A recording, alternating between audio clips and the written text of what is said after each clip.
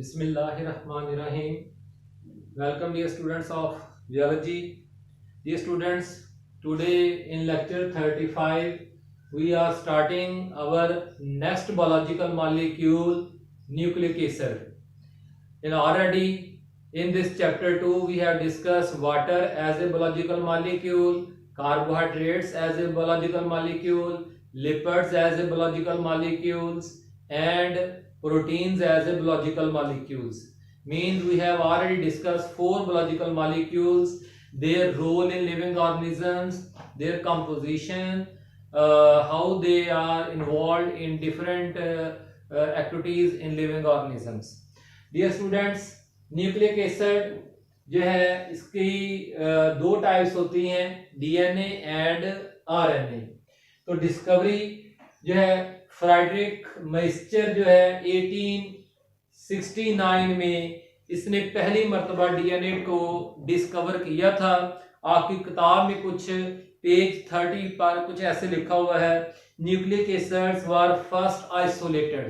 पहली दफा आइसोलेट किया गया था, यानी सेल्स में से किसी केमिकल को अलहदा किया गया था in 1869 by Friedrich Miescher from the nuclei of pus cells. बड़े न्यूक्लियाई प्लूरल है न्यूक्लियस का. पस सेल्स डेड सेल्स को कहते हैं. पस सेल्स किन्हें कहते हैं? डेड सेल्स को. Dead cells. तो ड्यू टू देयर आइसोलेशन, फिर इनका नाम क्यों उसने ऐसा रखा, न्यूक्लिक एसिड क्यों नाम रखा उसने? नेमिंग के चूंकि ये आइसोलेट उसने न्यूक्लियाई से किया था, तो इसलिए पहले उसने उसका नाम रख दिया न्यूक्लियन. ठीक हो गया ना जी. जैसे लाहौरिया लाहौर का रहने वाला, इसी तरह से न्यूक्लियन न्यूक्लिक एसिड से न्यूक्लियस से निकाले जाने वाला. And due to their acidic nature laterally it changed its name from nuclein to nucleic acid. There are two types of nucleic acid, DNA and RNA. DNA is the abbreviation of deoxyribonucleic acid. RNA is the abbreviation of ribonucleic acid. Occurrence: where DNA and RNA are present in our body cells, they are present. DNA occurs in chromosomes in the nuclei of the cells, and in much lesser amounts in mitochondria and chloroplast. ज्यादातर DNA की मकदार जो है वो chromosomes के अंदर पाई जाती है, और बहुत थोड़ी मकदार में जो है ये माइटोकॉन्ड्रिया और क्लोरोप्लास्ट में इनके अपने अपने डीएनए होते हैं. अच्छा जी. आरएनए जबकि जो है RNA is present in nucleolus with in the nuclei. Chromosomes भी न्यूक्लियाई में पाए जाते हैं यूकैरियोटिक सेल्स के अंदर. ठीक है ना जी. तो न्यूक्लियोलस जो है ये भी न्यूक्लियस के अंदर एक नॉन मेम्ब्रेनस ऑर्गेनेल होता है. तो उसके अलावा राइबोसोम्स के अंदर जो है वो राइबोसोमल आरएनए पाया जाता है. प्रोटीन्स के साथ मिलकर राइबोसोम बनाता है. राइबोसोम जो है वो साइटोप्लाज्म में फ्रीली डिस्पर्स भी होते हैं और एंडोप्लाज्मिक रेटिकुलम के ऊपर अटैच भी होते हैं. राइबोसोम्स का काम प्रोटीन सिंथेसिस होता है, जबकि आरएनए जो है वो साइटोसोल यानी साइटोप्लाज्म में सॉल्युबल. साइटोसोल क्या होता है? साइटोसोल बेटा जी soluble part of cytoplasm. Cytosol soluble part of cytoplasm. Cytoplasm का सॉल्यूशन वाला हिस्सा जो है वो क्या कहलाता है? साइटोसोल कहलाता है. उसमें ट्रांसफर आरएनए की सूरत में जो है वो आरएनए पाया जाता है. ये राइबोसोमल आरएनए जैसे मैंने बताया राइबोसोम्स बनाता है. तो इसी तरह से जो है वो ट्रांसफर आरएनए जो है उसका काम क्या है? वो असल में अमाइनो एसिड्स को जो है वो राइबोसोम्स तक मुंतकिल करता है. तो प्रोटीन सिंथेसिस के दौरान ये हम बातें बाद में करेंगे. इसके अलावा in smaller amounts in other parts of cells, थोड़ा सा आरएनए जो है ना वो क्रोमोसोम्स के अंदर भी पाया जाता होता है. वो उसका क्रोमोसोम्स का जो है वो फ्रेम जब बनता है तो उस वक्त बहरहाल. तो उसके अलावा जो माइटोटिक अपरेटस जब सेल डिवीजन के दौरान बनता है तो उसमें भी थोड़ा सा आरएनए पाया जाता है. तो इसलिए उसने मुख्तसर लिख दिया है कि smaller amounts in other parts of the cell जो है. बेटा जी अब आ जाते हैं डेफिनेशंस की तरफ. जो है किसकी तरफ? डेफिनेशंस की तरफ, तो जरा देखें डिस्कवरी एंड नेमिंग और उसके अलावा अकरेंस के बाद अब डेफिनेशंस। मैंने कुछ न्यूक्लिक एसिड की डेफिनेशन कुछ इस तरह से लिखी, आप किताब के सारे सेंटेंसेस को जोड़ के what is nucleic acid by chemical definition है ये कौन सी है? Chemical definition, it is complex macromolecule polymer, छोटे छोटे माइक्रोमॉलिक्यूल्स का से मिलकर बनने वाला जो रिजल्टेंट कंपाउंड होता है या रिजल्टेंट मॉलिक्यूल होता है उसे हम मैक्रोमॉलिक्यूल कहते हैं या पॉलीमर, जिसमें मैनी यूनिट्स पाए जाते हो, मैनी मोनोमर्स पाए जाते हो ऑफ सब units called nucleotides.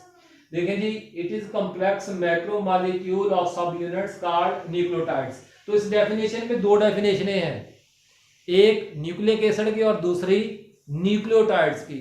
Subunits of nucleic acid are called nucleotides, subunits of nucleic acid are called nucleotides. इस तरह से भी आप डिफाइन कर सकते हैं। फिर बड़े डीएनए की डेफिनेशन क्या बन गई? Polymer of deoxyribonucleotides, RNA polymer of ribonucleotides. और अब किसकी बारी आ गई है आखिर में आपके डेफिनेशंस के बाद? बेटा जी पेज 31 पे, each nucleotide is made of 3 सब units.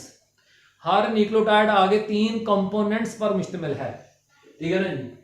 Nucleic acid nucleotide composition, क्योंकि जो न्यूक्लियोटाइड की कंपोजिशन होगी वही न्यूक्लिक एसिड की कंपोजिशन होगी, न्यूक्लियोटाइड से मिलकर न्यूक्लिक एसिड बना रहे हैं। तो हर न्यूक्लियोटाइड आगे फर्दर जो है वो 3 सब यूनिट्स या 3 कंपोनेंट्स पर मुश्तमिल है। आप ऐसे कर लें कि इसको यूनिट्स कर दें, ठीक है ना जी। It is a complex macromolecule और पॉलीमर ऑफ यूनिट्स कॉल्ड सब न्यूक्लियोटाइड्स। तो न्यूक्लिक एसिड के अंदर आगे 3 सब यूनिट्स पाए जाते हैं। Number 1 pentose sugar, number 1 pentose sugar, number 2 nitrogenous bases, ठीक हो गया जी, और number 3 phosphoric acid, number 3 phosphoric acid. एक पेंटोज शुगर, दूसरा नाइट्रोजनस बेसेस, तीसरा फास्फोरिक एसिड। तो बड़ा जी पेंटोज शुगर जो है उसके ऊपर बात करते हैं। ए 5 कार्बन मोनोसेक्राइड, हमने आपको कार्बोहाइड्रेट मोनोसेक्राइड्स के टॉपिक में जो है वो पेंटोज शुगर जो है वो करवाई थी, राइबोज जो कि एक एल्डो शुगर थी और रिबोलोज जो कि कीटो शुगर थी। यहाँ बेटा जी हम उसका रिंग स्ट्रक्चर बना रहे हैं, आपके सामने देखें कार्बन 1 कार्बन, कार्बन 1 कार्बनर का मतलब क्या होता है? Carbon, each carbon is representing to carbon, carbon 1 carbon 2 carbon 3 carbon 4 और ये आ गया जी कार्बन 5। जो रिंग में हिस्सा नहीं लेता होता उसका तो हमें पता ही होता है कि वो क्या होता है जी CH2OH।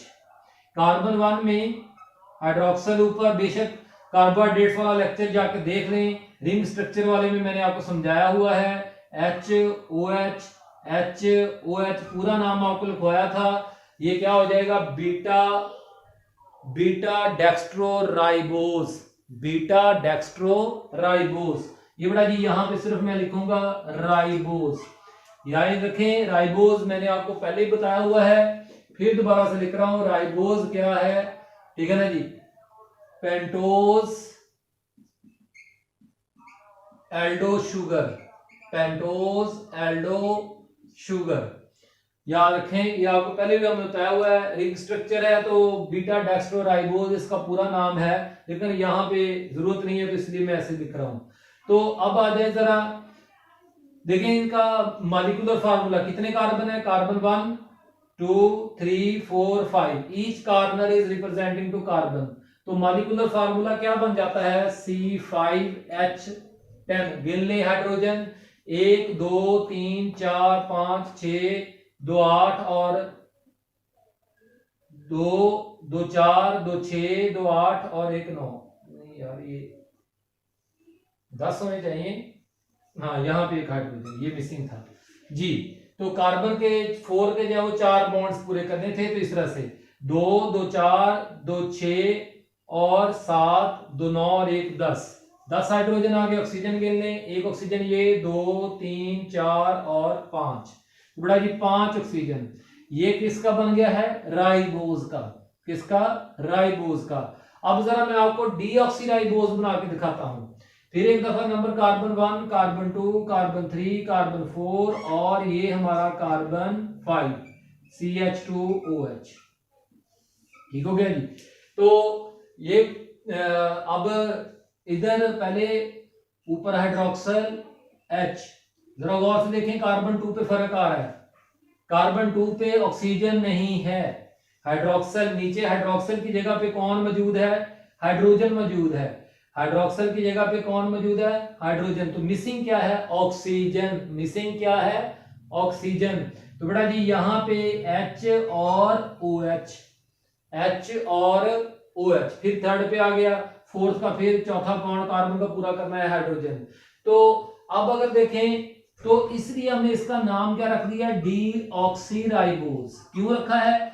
क्योंकि इस डीऑक्सीराइबोज जो है इसके पास एक ऑक्सीजन मिसिंग है। किस कार्बन पे? सेकंड कार्बन पर। सेकंड कार्बन पर एक ऑक्सीजन मिसिंग है, डीऑक्सीराइबोज।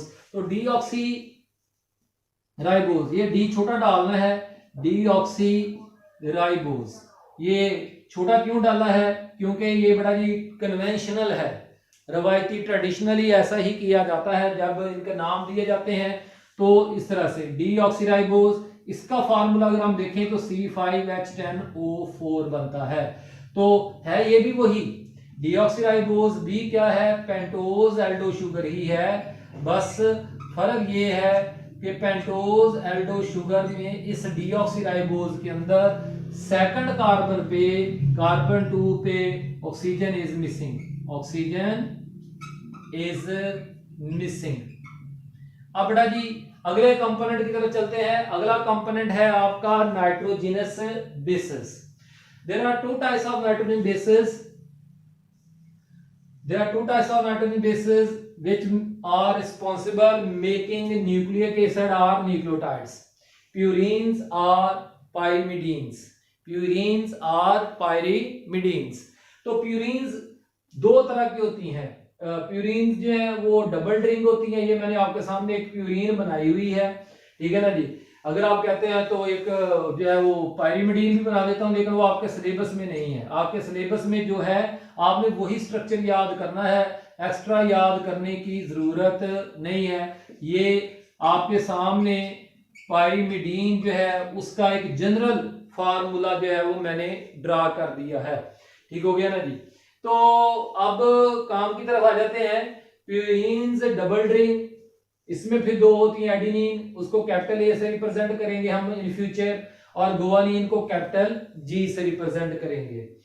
तो ये डिफरेंट कैसे होती हैं? वो असल में ये जो कार्बन और नाइट्रोजन प्यूरिन के अंदर पाए जा रहे हैं ना जी, इनमें जो है वो क्या मौजूद होता है? फंक्शनल ग्रुप अटैच होते हैं डिफरेंट किस्म के। तो वो इसलिए अभी मैं आपके सामने प्यूरिन एडिनिन का बना के आपको दिखाता हूं ताकि आपको थोड़ा सा आइडिया हो जाए। चलिए ये 6 कोनों वाला डबल एक रिंग तो बन ही गया है। देखिए यहां से स्टार्ट करना है, दो कार्बन से। जब भी आपने याद करना है दो कार्बन से, एक कार्बन ऊपर एक वाला नीचे, नीचे वाले से पहले रिंग बना ले, carbon nitrogen carbon nitrogen carbon. ठीक हो गया ना? इस कार्बन के इस कार्बन, पहला 6 कोनों वाला रिंग, फिर नीचे वाले कार्बन से फिर स्टार्ट करें, कार्बन नाइट्रोजन। अब 5 कोनों वाला रिंग बनाना है, कार्बन नाइट्रोजन और नाइट्रोजन के सामने रखें। अब डबल बॉन्ड कैसे लगाने हैं? Double bond, single, double, single. अगर हम डबल अगर मैं लगाता हूं तो कार्बन के तो 5 बॉन्ड हो जाएंगे। मैं इस नाइट्रोजन के 3 बॉन्ड कैसे पूरा करना? हाइड्रोजन लगा के, ठीक है ना? इस कार्बन के कितने बॉन्ड हो गए हैं जी?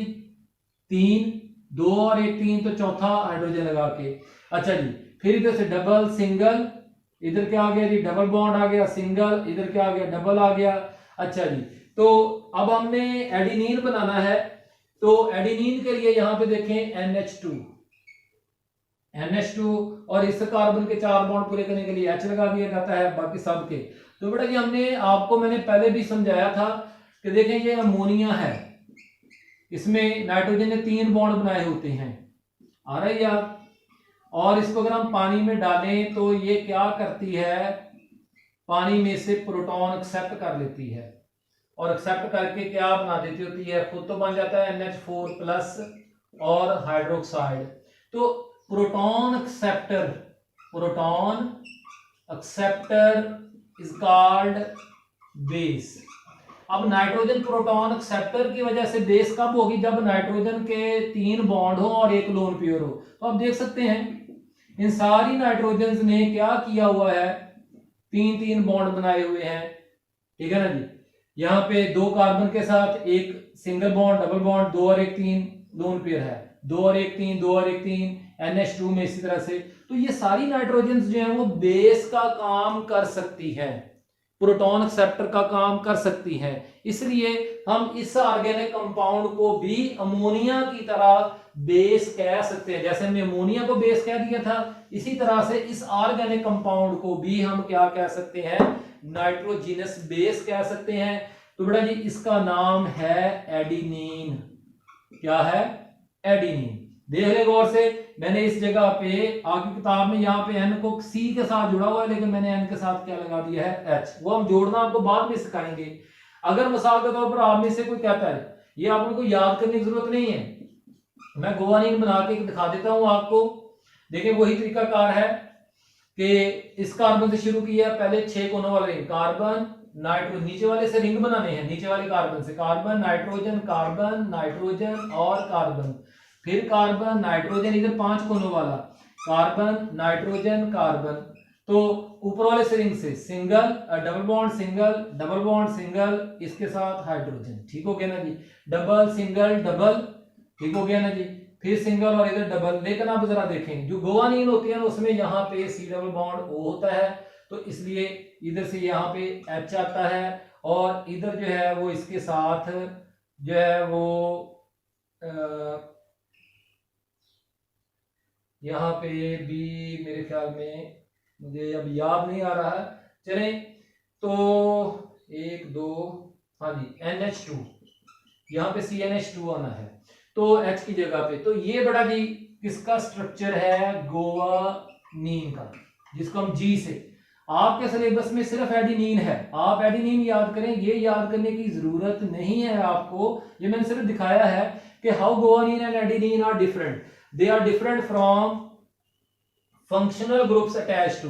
यही वजह होती है कि ये गुआनिन 3 हाइड्रोजन बॉन्ड बनाती है, और जो है वो एडिनिन जो है वो सिर्फ 2 हाइड्रोजन बॉन्ड बनाती है, क्योंकि उसके पास 2 साइट्स ऐसी अवेलेबल हैं, ये 2 साइट्स अवेलेबल है हाइड्रोजन बॉन्ड बनाने के लिए, और इसके पास जो है वो 3 साइट्स अवेलेबल होती हैं हाइड्रोजन बॉन्ड बनाने के लिए।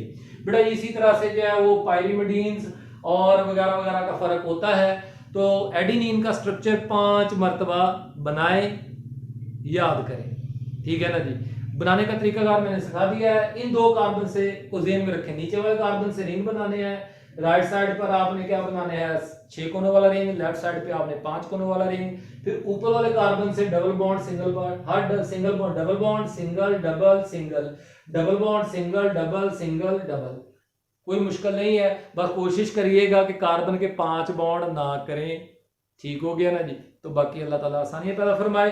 तो बेटा जी तीसरा कंपोनेंट कौन था, फास्फोरिक एसिड। तीसरा कंपोनेंट क्या था, फास्फोरिक एसिड। फास्फोरिक एसिड जो है H3PO4, वो उधर मैंने लिखा भी हुआ है।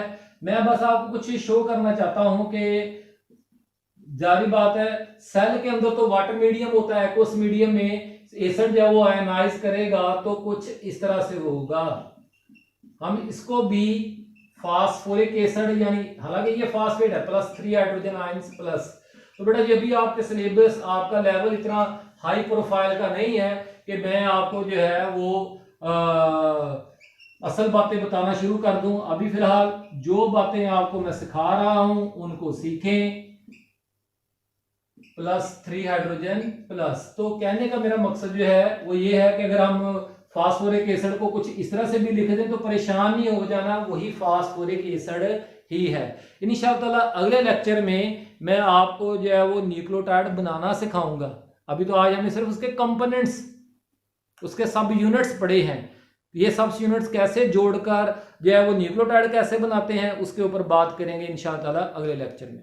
शुक्रिया।